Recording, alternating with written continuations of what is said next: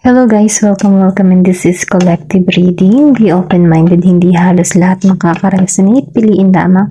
Tingnan natin kung ano yung parating sa'yo, kung anong mensahe para sa'yo. Give me the message for collective.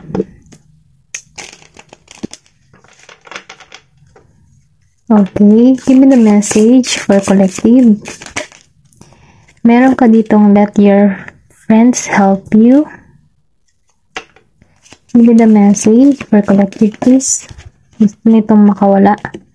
Meron ditong new love. Give me the message for collective.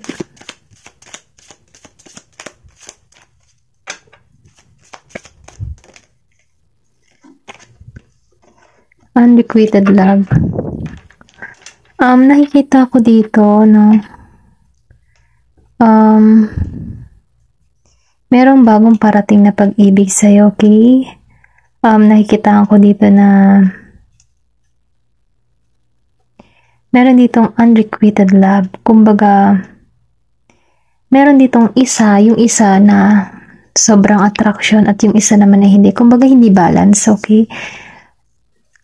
Sinasabi din dito, no, na kung bibigyan ng pagkakataon tong bagong nagmamahal, meron ditong chemistry na mabubuo or sabihin nating ma-develop yung nararamdaman. Then sinasabi din dito na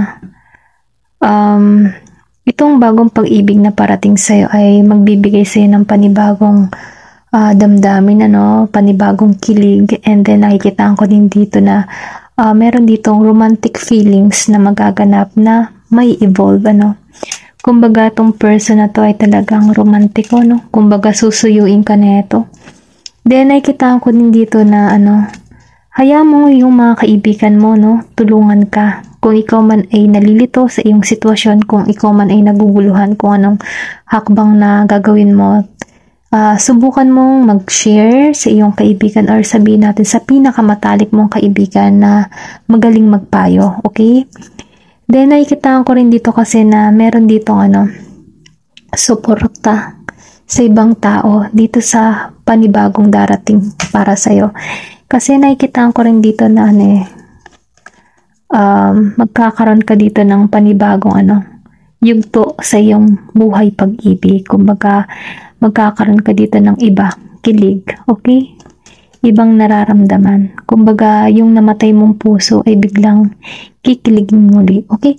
Tingnan pa natin kung ano pa yung yung iba pang lalabas, Kung sino ba to or ano ba yung nararamdaman ng person na to sa'yo. Give me more information, sa taong parating na to, sa new love na parating. Okay, gusto nitong lumabas. Best friend, okay. Meron dito kang best friend na meron lihim na pagtingin sa'yo. Okay, hindi halos lahat meron ditong, ito lang yung hint mo. Kumbaga, sign.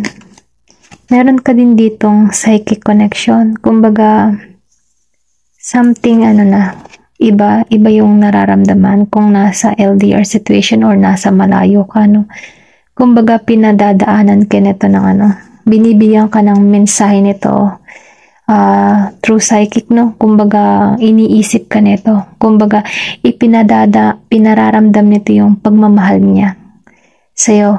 Maybe nananaginip ka dito, kung meron ka napapanaginipan na tao. Babae, lalaki, ito yun, Then, meron ka ditong best friend na nagkakagusto din sa'yo. Hindi halos lahat, piliin nyo lamang kung energy nyo to. Meron ditong marriage na parating. Kumbaga, itong person na to ay talagang nagmamahal. Kung makikita mo naman dito, yung itsura nung lalaki. Sobra talagang, sobrang in love. Kumbaga, sobra yung pagnanais niya dito sa babae. Then, nakikita ko rin dito sa psychic connection. Iba kasi yung, your communication goes beyond mere words. Kumbaga, yung connection nito kahit hindi ka nagsasalita, gets mo or iba yung pakaramdam mo, may something, may tension, or something na kakaiba kang nararamdaman sa connection na meron kayo. Kumbaga, iba, pinahihiwatig ng tao nito through energy. Kumbaga, mararamdaman mo yung energy ng person nito na may something siya na iba yung kanyang nais sa'yo, okay? Kumbaga, iba. Then, meron ditong best friend, ayun. Kumbaga, yung friendship, no? Kung meron kang kaibigang lalaki or babae na talagang laging nariyan sa'yo, no? Meron siyang romantic feelings sa'yo. Kumbaga, matagal niya nang tinatago yung nararamdaman ng tao na ito, no? Kumbaga, ngayon gusto niyang mas lumalim, or sabihin natin, gusto niya mag-level up yung best friend to a lover, okay? Tingnan pa natin kung ano pa yung mga sign. Give me the message kung anong sign tong mga to.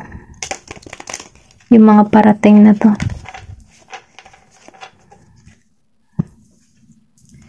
Give me the message for collective. Okay, meron dito sunshine, okay? Shine, kumbaga tagumpay, may liwanag, kumbaga kasi araw na yun kumbaga masaya, New Moon in Leo, kumbaga magbibigay ito ng kagalakan sa iyo. Kung ikaw man ay nabigo sa iyong pag-ibig, magkakaroon ka dito ng panibagong kilig moment, kilig factor, or something na kakaiba na ngayon mo lang maramdaman ulit. Kumbaga, iba sa na-experience mo before, kaibahan kasi Leo energy. Ito lang yung nakikita ko. Sobra kang magiging masaya. Meron ditong Aquarius energy, okay? Maybe ikaw yung Aquarius or yung person na parating sa'yo. Piliin niya na lamang. Last quarter moon in Aquarius. Reflect on your priorities. Kumbaga, isipin mo muna or sabihin natin na dun ka nakapokus ngayon sa mga prioridad mo sa buhay. Kasi once na iniisip mo or kung ano man yung gusto mo mangyari sa iyong buhay, ito kasi yung nagre-reflect sa'yo. Kumbaga, ito yung sumasalamin sa'yo. Kaya, kung ano man yung mga gusto mo, i-focus mo lang yun at makakamit mo yun, okay? Ito lang yung nababibes ko dito sa reflect on your priorities. Give me the message, okay? Tumalsikare. Meron dito Virgo energy. Attend to the details. So, ibig sabihin, last quarter moon in Virgo. Last quarter moon. So, August yun, katapusan. Or, tingnan nyo na lang yung last quarter moon in Virgo. Baka may maganap nun, nakikita ko dito, attend to the details. So, ibig sabihin, kailangan mong alamin or sabihin na kailangan mong siguraduhin kung ano yung mga detalye, magi kang mabusisi, alamin mo talaga, siguraduhin mo. Kasi kapag ikaw kasi ay nakikipag-ugnayan or kailangan alamin mo kung ano talaga yung gustong mangyari ng person na parating sa'yo, siguraduhin mo talagang maigi, dapat ay detalyado, nang sa ganun, mas lalo pang mag-boom or lumago, Kailangan mo dito ng mabusing pagkikilatis, okay? Sa person na parating sa'yo, or kailangan mo din siguraduhin yung sarili mo kung ano ba talaga yung nararamdaman mo, okay? Hindi halos lahat, ito lang yung nakikita ko din, Meron ditong Virgo energy. Give me more information or message for collective. Meron ka ditong Capricorn, Capricorn, step up and lead. Kumbaga, humakbang katiko yung manguna. Kumbaga sa paninimula ng panibagong pag-ibig, kailangan mong, kung ikaw man isang lalaki, kung meron ka man gusto talagang nais na babae, ikaw yung humakbang, kumbaga kailangan mo daw kumilos. Kasi kung sa babae ang kikilos, para namang hindi naman maganda iyon, yung babae yung nangungunang kumilos. So ngayon, sinasabi dito, kung ikaw man ay isang babae, kailangan mong magpigil-pigil ka muna. Kumbaga, hayaan mo yung lalaki yung kumilos para sa'yo kasi ito yung magbibigay ng lead para sa'yo. Okay?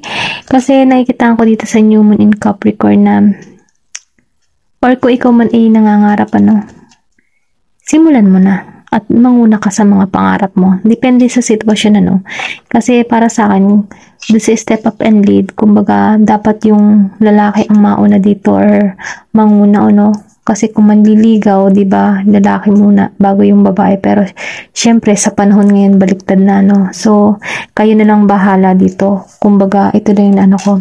Kung nararamdaman mong kailangan mo ng manguna or talagang mag-handle why not? So, ikaw yung tatanungin dito Step up and lead. Okay? Capricorn energy, piliin niyo lamang. Give me the message. Meron dito, last quarter moon in Gemini. Clear your mind. Kumbaga, i-clear mo yung iklaro mo yung isipan mo. Kasi once na malinis or clear talaga tayo mag-decision sa ating gagawin, mapapabuti ka. Pero kung ikaw ay pawishiwashi ang iniisip mo, yung parang oo, hindi, ganyan. Hindi ka makapagsigurado ng iyong pasya, ganyan. Nagkakaroon ka dito ng pag-alinlangan. Kumbaga, hindi ka yung resulta hindi rin klaro. Kaya kung ikaw man ay magdesisyon, isipin mong maigi, iklaro mong maigi kung ano talaga yung step na gagawin mo, Kasi kung halimbawa meron ditong new love, kasi may new love dito, iklaro mo yung sarili mo. Okay? Kung paano mo siya i-handle or kung paano, iklaro mo din yung nararamdaman mo sa parating na to. Kasi nakikitaan ko dito na hahantong to sa kasal. Okay? Tingnan pa natin. Ano pa ba? Wait lang, ito tingnan natin kung ano yung mensahe para sa'yo dito. Give me the message for collective.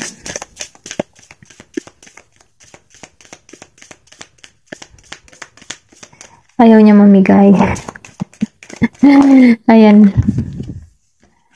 Meron dito believe in magic. So, ibig sabihin maniwala ka daw sa mahika.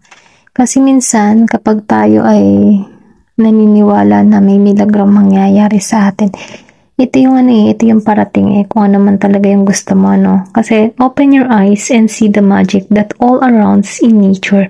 The fairy of the northern lights say you are parts of nature, so you are a magical too.